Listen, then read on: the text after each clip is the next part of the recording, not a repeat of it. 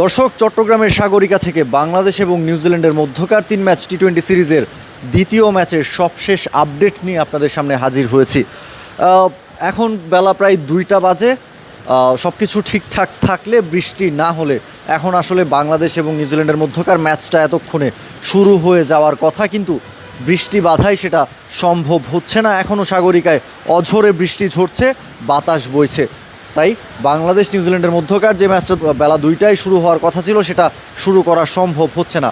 সবশেষ আপডেটটা যেটা হলো সেটা হচ্ছে 3:10 মধ্যে যদি খেলা শুরু করা যায় তাহলে ম্যাচ 20 ওভার করেই অনুষ্ঠিত হবে, অর্থাৎ 1 ঘন্টা 10 মিনিটের মতো সময় বাকি আছে খেলা শুরু করার। যদি এর মধ্যে খেলা শুরু করা যায় তাহলে সম্পূর্ণ 20 ওভারই খেলা মাঠে গড়াবে।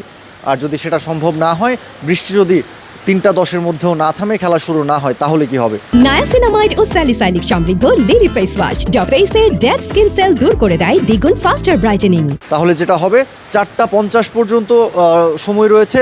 এরপর থেকে আসলে কাট অফ টাইম শুরু হয়ে যাবে এবং 5:15 যদি খেলা শুরু করা যায় তাহলে কমপক্ষে হলেও 5 ওভার করে মাঠে খেলা গড়াবে।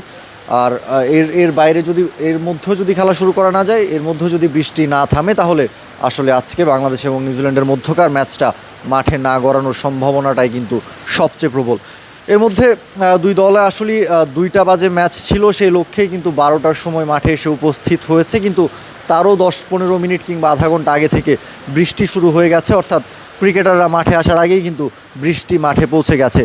এর মধ্যে সবচাইতে চমৎকার যে ব্যাপারটা হচ্ছে, সাগরিকার দর্শকরা কিন্তু 2টা বাজে খেলা শুরু হবে সেই বিশ্বাসটা নিয়ে মাঠে আসা শুরু করেছিলেন। এই ঝড়ঝাপটা বৃষ্টি মাথায় নিয়েও কিন্তু তারা দলে দলে না হলেও কিছু সংখ্যক দর্শক কিন্তু এখনও মাঠে আছেন।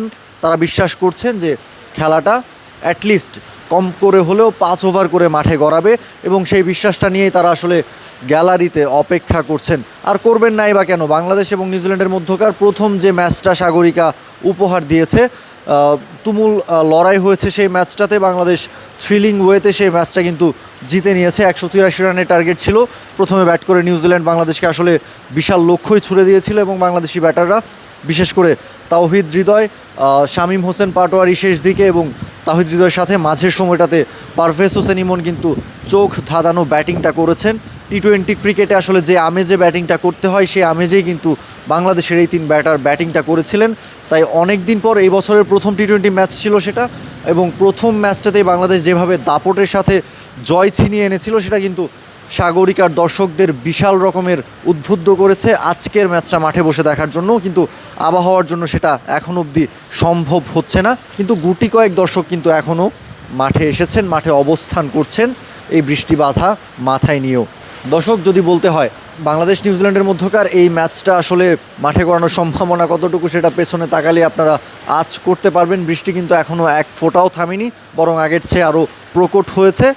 তাই বলাই যায় যে আজকের ম্যাচটা কাট অফ টাইম বলেন কিংবা 3:10 শুরু করার যে কথাটা রয়েছে, 20 ওভারে খেলা হবে, এরপরে কাট অফ টাইম, এরপরে অন্তত 5 ওভার করে মাঠে গড়ানোর যে কথাটা রয়েছে, সেটা আসলে আমার যেটা মনে হয় যে থিওরিতেই থেকে যাবে। সেটা আসলে বাস্তবিক অর্থে সম্ভব হওয়ার খুব বেশি সম্ভাবনা এখন পর্যন্ত নেই।